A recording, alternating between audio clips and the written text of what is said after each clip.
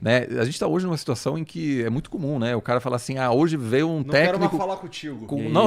Veio um técnico consertar minha geladeira e eu não quero saber nem a orientação política dele, porque senão eu não posso chamá-lo para a próxima vez que eu precisar de ajuda. Então... Filhos que não falam com os pais. E aí, Isso, famílias, a dificuldade, sócios, eu acho que tudo. isso é fundamental. Como a gente consegue evitar que as pessoas ficam reféns da sua bolha? E se você olha os algoritmos, né, prioriza a lacração. Você, por exemplo, está sendo chamado de comunista e fascista ao mesmo tempo. Pelos mesmos argumentos. Isso é um elogio. É fundamental. Por quê? Por que ele está chamando isso? Porque ele faz um esforço de dialogar com os dois lados, que muitas vezes não acontece. Mas aí vem a minha preocupação real, que é a seguinte. Se eu olho para ele ou para outras lideranças políticas que buscam dialogar e acabam sendo massacrados pelos dois lados o tempo todo, e eu sou um cara super preparado para agir na política brasileira, esse cara vai desistir, ele vai dizer, como assim? Ele vai dizer, eu prefiro ser o cara... Porque ele não aguenta, é porque simplesmente não tem espaço. Não tem espaço, mas aí ele vai ou para um lado ou para outro. Exato. E aí, sim, isso eu acho que é o maior perigo da gente construir uma situação em que não há nenhum incentivo em buscar construir essas pontes, seja como político, seja como influencer, porque se você é o cara moderado, ponderado, o algoritmo vai te punir. Então, vai dizer assim, esse cara é o quê? É um cara do meio. A culpa disso são as redes. Eu vou apanhar de todo mundo. Eu sou o cara que apanha de todo mundo. As redes têm um papel fundamental nisso ter acontecido desse jeito. E assim, tem muita gente analisando isso, que o acirramento dessa polarização, ele começa com o surgimento do botão do share na rede social, depois com o algoritmo que prioriza viralização. O que viraliza? Aquele negócio que mexe com o seu fígado. Então, a rede ela foi construída de um jeito que ela está destruindo a convivência social. E isso não é qualquer coisa, porque nós inventamos umas máquinas e a gente vive dentro dessas máquinas, e essas máquinas funcionam com regras próprias que estão focadas num ganho econômico dessas empresas, dessas estruturas de negócio, e tem que ganhar, mas espera aí, a que custo? Com que consequência? Com que efeito? A gente nunca pensou nesse efeito desse negócio. Essas empresas hoje, elas têm mais poder que estados e nações inteiras. Sem dúvida. Porque elas transcendem consegue todas as fronteiras. Qualquer coisa, né? Qualquer pessoa no mundo inteiro, em qualquer lugar, em qualquer fronteira. E, rompe as fronteiras, impõe as suas regras, funciona do jeito que quer e ninguém consegue mais conter elas. E a gente não pode sequer ter uma conversa sobre isso. Porque, assim, se torna um negócio absurdo. Você quer censurar? Não, mas a gente tem que conversar, que tem que ter regras de convivência. Como existem regras de convivência. Eu chegar aqui e falar boa noite para você te cumprimentar. Onde você aprendeu isso? Anos de convivência com a sua família, com seus pais, com a sociedade. Então, existem etiquetas de convivência para a gente estar no mundo digital. E isso não acontece mais. E nós precisamos codificar isso se as pessoas não conseguem fazer isso voluntariamente. E uma coisa que eu sempre valer para todo mundo. Isso. E uma coisa que eu sempre falo, Igor, e acho que talvez o Oliver já tenha me ouvido falar disso. Não tem cabimento a gente permitir que as pessoas possam entrar numa rede social sem elas serem reais. Você pode entrar num avião com um documento fácil? Você pode entrar num país com um documento fácil? Eu não pensei profundamente sobre isso, mas eu tendo a concordar, cara. Como que você não vai poder... Você pode inventar que você é uma pessoa que você não é. Nada sério que você faz na sua vida pode ser feito você se passando por outra pessoa. Não pode, porque raios você pode ter um perfil num negócio que você convive com o mundo inteiro e você é uma mentira, você é fake, você não é o nome que você tá lá, não é a sua cara. Isso só facilita você ter comportamentos erráticos, corajosos, estridentes, malucos. Não é você. Não tem consequência no dia seguinte. Você não vai falar certas coisas e sair na rua batendo nas pessoas ou xingando todo mundo. Porque, cara, é seu vizinho, você vai ter que ver ele todo dia. Agora, se você é você e você tem que ser você na porcaria da rede... Você precisa, a gente precisa ter uma regra. Por que raios nós não inventamos uma identidade digital? Acabou. Você só cria o perfil. Vai ter gente que vai falsificar a sua identidade digital e vai fazer o perfil falso? Vai ter. Mas aí é uma minoria. Não é essa loucura que é hoje. Quantos milhões de perfis falsos existem no mundo? É que tem uma coisa muito interessante. Eu, às vezes, eu não consigo acompanhar, e você, imagino, também não, porque você recebe comentários. Às vezes eu respondo a comentários, alguém manda assim, seu fascista ou comunista, né? Os dois, assim, safado. E às vezes eu respondo e falo, poxa, obrigado pelo comentário, eu queria entender melhor.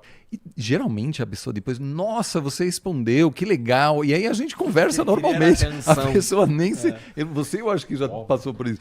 Então, claro, o anonimato permite você exagerar na dose e acabar ameaçando as pessoas, etc., sem medo da repercussão que isso possa ter. E, de novo, assim, eu às vezes propositalmente respondo a coisas totalmente absurdas e na grande maioria das vezes, a pessoa depois fala, poxa, desculpa, na verdade eu não quis dizer isso, é um tema que me interessa. Porque ela não falaria isso ao vivo. Exato, sim. Mas aí no diálogo digital, ela começa assim a interação, entendeu? É a primeira interação, isso, né? tipo a primeira chute na cabeça. Tipo, chegar te chutando. Aí você fala assim, mas por quê? Eu só acho que... seria interessante testar isso num espaço... Teria que testar isso, se aquilo faz diferença...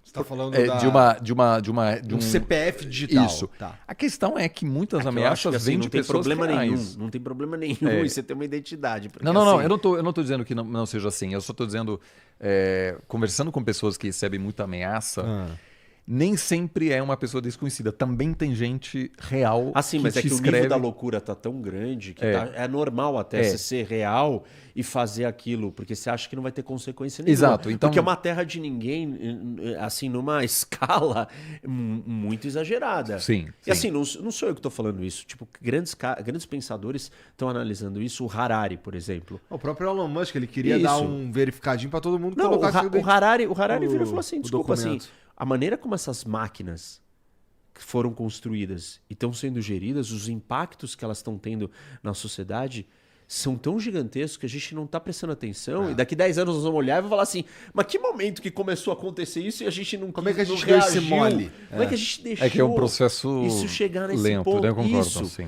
Então, assim, isso é uma discussão muito séria que a gente tem que ter.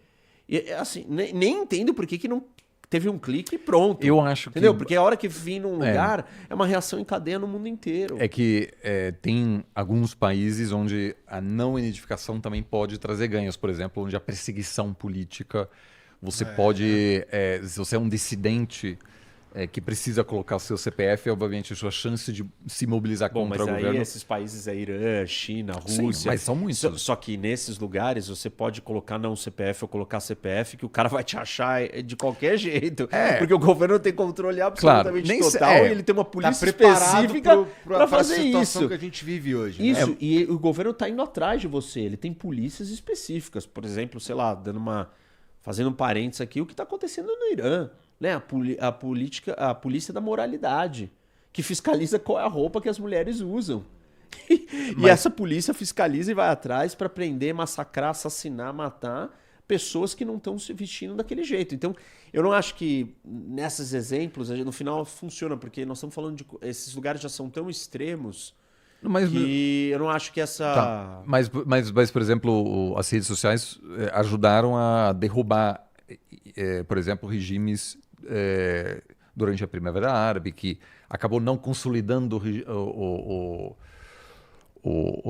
a ordem democrática nesses países, mas eu acho que se você tem que se registrar em um país, obviamente, com controle, sem liberdade de expressão... Aquilo... É que assim, tipo, você se registrar ou não num país com essa realidade é ínfimo perto dos outros milhões de problemas que você já vive por estar naquele país, entendeu? Tipo assim, por nada exemplo, do que você vai fazer funciona. Mas as críticas que nascem agora na Rússia contra a condução da guerra são muitas pessoas que não se identificam, obviamente, por medo de represália. Então, eu só estou dizendo que eu concordo que seria interessante fazer um grande experimento. Democracias. Nós estamos falando de sociedades democráticas. Né? Eu não acho que China, Rússia, Irã, Coreia do Norte são exemplos... permitiriam algo nesse sentido. São exemplos assim que, tipo, eles não precisam da gente chegar à conclusão que nós precisamos ter essa regra. Sim. Ele já impõe outras regras muito mais severas do que essa para você ter uma internet. Você, tipo, ele já sabe, já usa tem o meu a identidade, aplicativo. Você vai é usar o aplicativo meu, que minha rede. censura qual a informação que vai ter. Os chineses não sabiam que existiu Primavera Árabe, não sabem que a guerra na Ucrânia é de um jeito que eles acham que é. Enfim, as coisas que eles sabem é totalmente É do diferente. jeito que o governo quer que então eles tanto saibam. faz, né? Para esses casos nem cabe sempre, isso, assim, eu acho. inicialmente eu mantenho, por causa do meu trabalho sobre BRICS, né? Eu ao longo da última década fui muitas vezes para Moscou e o que eu sempre acho muito legal é buscar um diálogo e manter um diálogo com algumas pessoas fora da bolha, seja acadêmica ou de governo. Então, os poucos contatos que eu tenho, assim, gente que às vezes eu conhecia assim com amigos, num restaurante, sei lá, acabei mantendo contato, e o cara é, sei lá, um cara que trabalha em TI, sei lá, em São Petersburgo, por exemplo. Essas pessoas é realmente impressionante. Até maio, junho, alguns não sabiam mesmo o que estava acontecendo na Ucrânia. Mas que interessante. Porque o governo conseguiu blindar eles. Mas desde julho, agosto, hoje todo mundo sabe. Tá. Então, eu acho que nem todos os países autoritários têm esse controle, né? Ou conseguem manter esse controle por um longo período. Alguns têm, assim. Mas eu acho que essa questão da polarização, ela afeta a todos e a gente precisa fazer um esforço permanente para dialogar com pessoas que estão fora da bolha e quem se alimenta do ponto de vista de notícias, etc., pelos grupos no WhatsApp, acaba atrofiando assim, essa capacidade de ouvir o outro. Os grupos do WhatsApp e as redes sociais.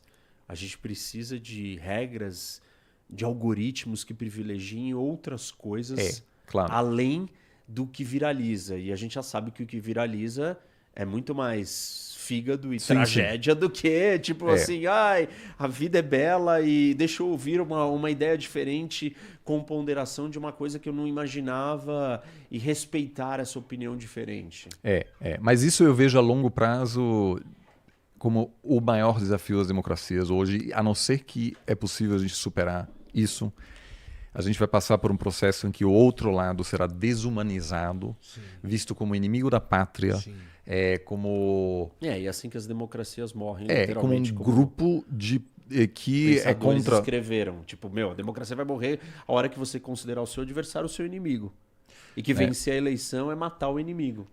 E eu tenho visto esse discurso nas eleições, hein? Você deve receber qualquer coisa de gente achando que... Enfim, né? Você sabe... inteiro, sem parar. Que você é comunista, fascista. E bolsonarista também, e petista, e o que você quiser, cara. Eu sou até anarcocapitalista, sou tudo.